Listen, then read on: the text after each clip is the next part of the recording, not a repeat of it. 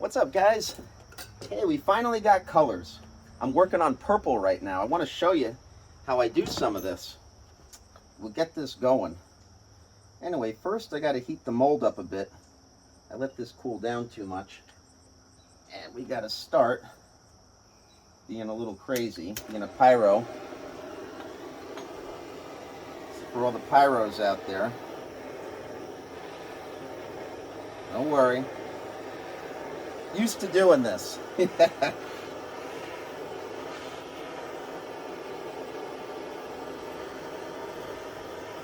Use my hand as a gauge. Safety first.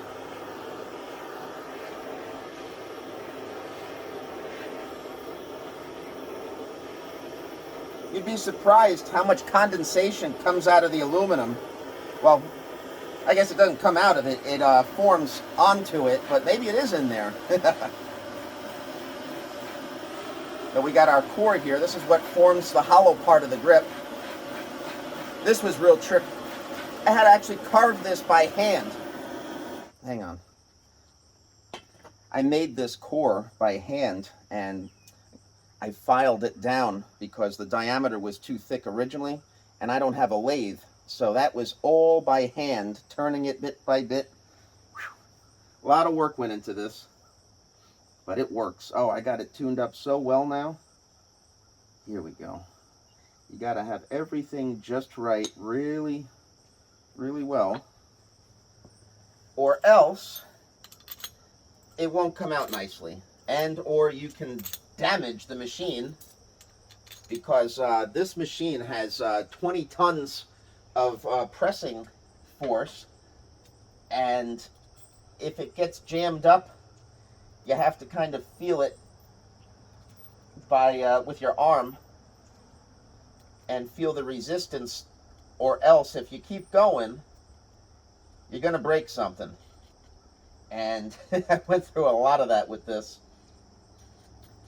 But now, after hundreds and hundreds of repetitions, we've got this down. But every so often, get a little bit distracted, and I know what to look for. I know what's going to happen. So I don't really get any more surprises. And it's amazing. I never knew anything about injection molding, and I learned everything from YouTube videos. There's tons of them about using commercial machines. And at the time, about 10 years ago, there was only like a few people that were on YouTube that were showcasing their homemade injection molding machine. And nobody was doing rubber. And with injection molding, you don't call it rubber, really. It's actually a thermoplastic elastomer.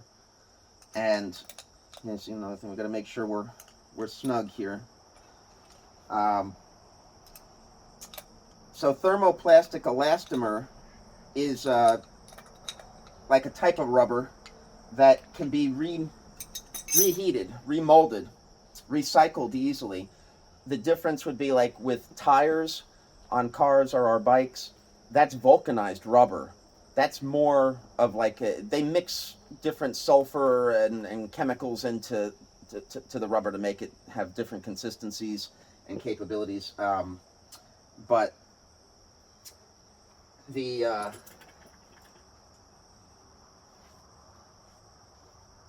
oh, I lost my place here. Hang on a second. So I got to stay focused on this. There we go. All right. Let me see.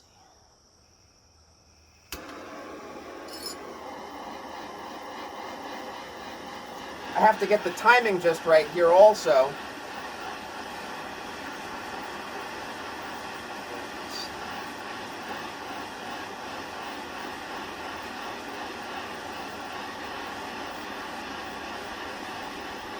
We got to add this extra heat, or else it might not work.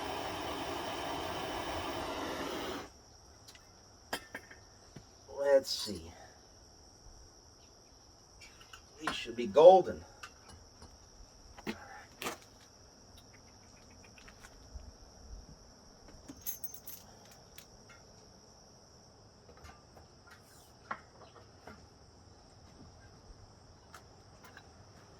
I've been through everything you can imagine. You got it. All right.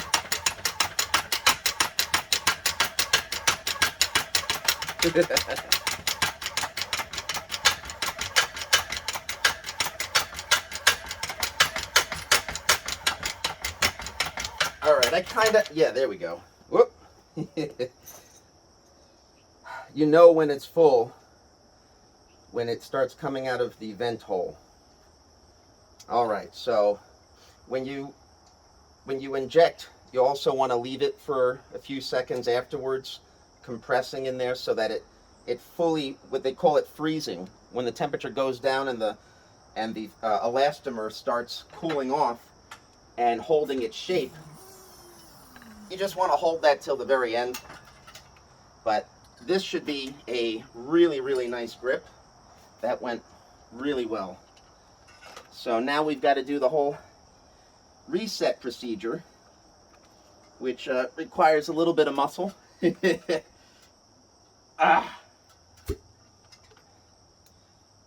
we got it. And we got to make a little mess here. We'll clean up after. But now we got to fill it back up with our magic purple pellets. There we go. Try not to breathe in the wonderful chemicals. Hold my breath.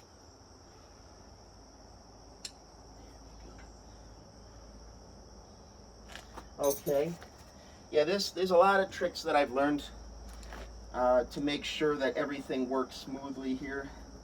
For the very crude design, but it works.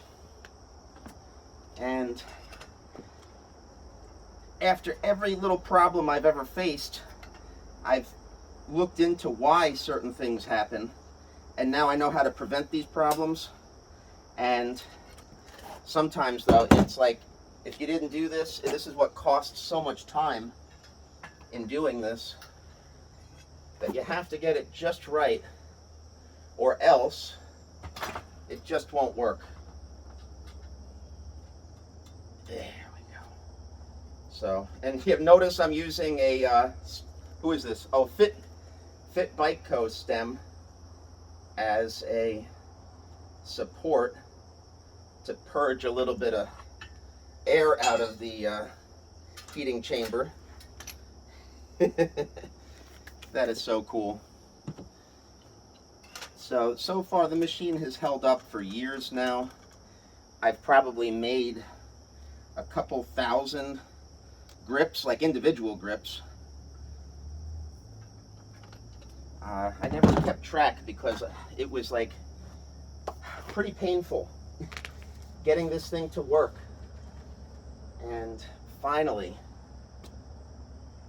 yeah, just a little bit more in there now. All right, good. So that is all set. Okay, we're ready to squeeze again. And then I went back and I looked. So the difference between vulcanized rubber and thermoplastic elastomer is that the vulcanized rubber for car tires is, once they heat that rubber and mold it, it's permanently set. That's called vulcanizing. That's why car tires, you know, have to be recycled differently. They can't remelt them down into new car tires. But this, like our grips, are more made out of like a plastic. I got to look into that. I don't know if there's any rubber in there at all. It all might be petroleum-based oil. Uh-oh, we got a little problem here. See, now sometimes I'll get an air bubble in here, and I got to purge it out by using the good old Fit stem and squeeze her down. Oh. She's not happy right now.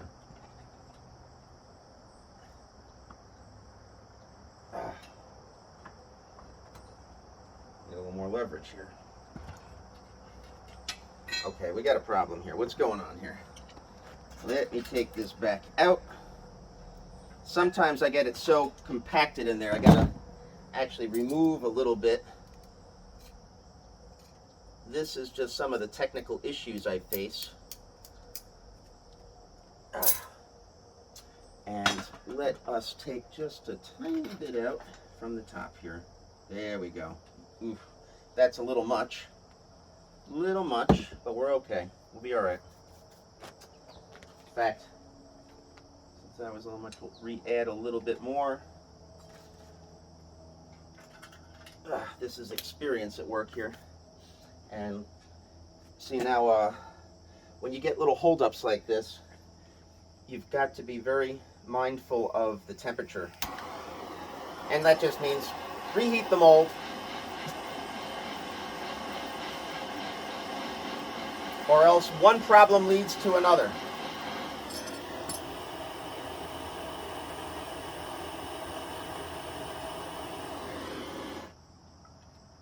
So that's what it takes. Now let's see. We should be golden now. Let's see here. All right. We might have messed up. Whoop. We might have it just perfect. See how nice that went on like that? That's what we're looking for.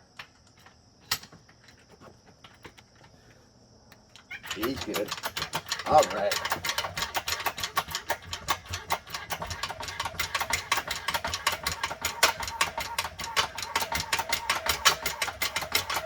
This does kill my arm after a while. I've been making so many grips in the last couple days. Oh. So I try to, you could tell like when you're using certain muscles and you gotta do a little bit of like a dance with it to make it help a little bit. Anyway, this one is good. Whenever you get the excess coming out here, snip, we got it. That's the umbilical cord. Delivering another grip. I'm the grip stork. Anyway, all right, let's get this reset. So, this is how we deliver a grip. From the mother mold. Okay.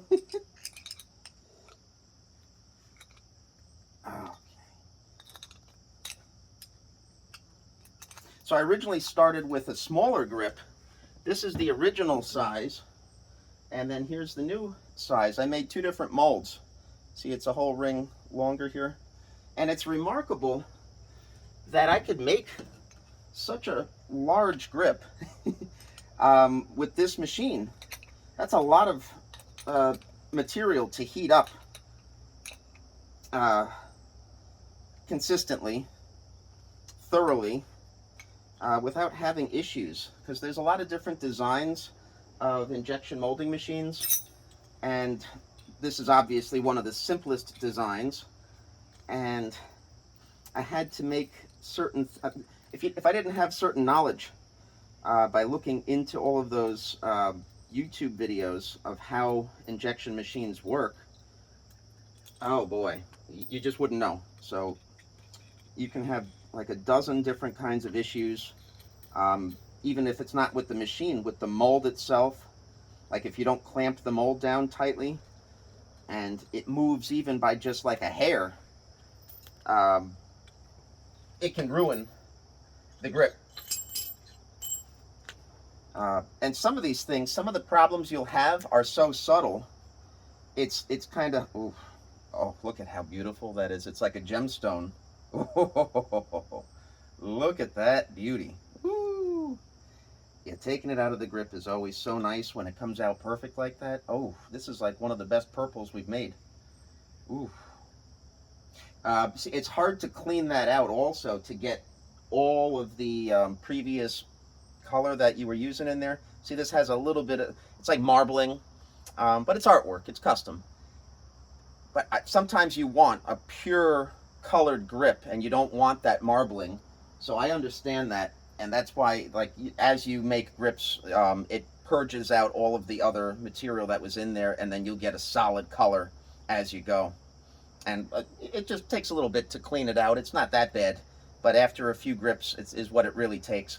Because they recommend that on the commercial machines, after you're done using the elastomer, that you actually use plastic to help push it through. And I'm guessing just because it's like it's a dense material, and it'll help just clean out the machine. Anyway, this can be tough to get off of the core, so that's why I got to use water in my latest trick here to help slide it off.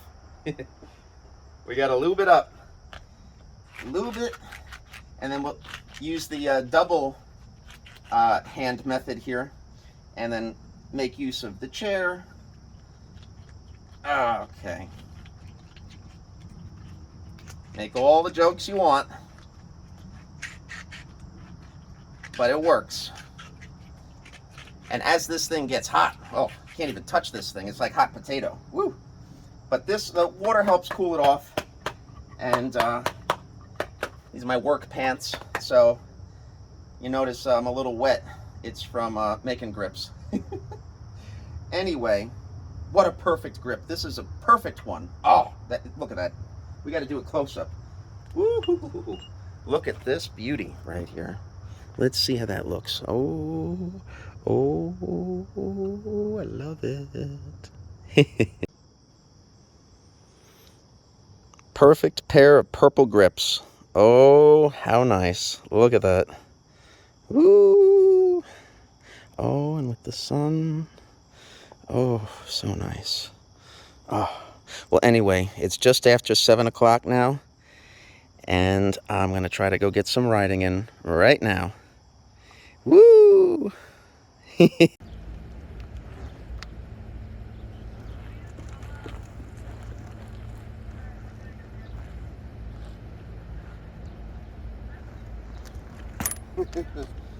right. Just getting them back, guys. Woo!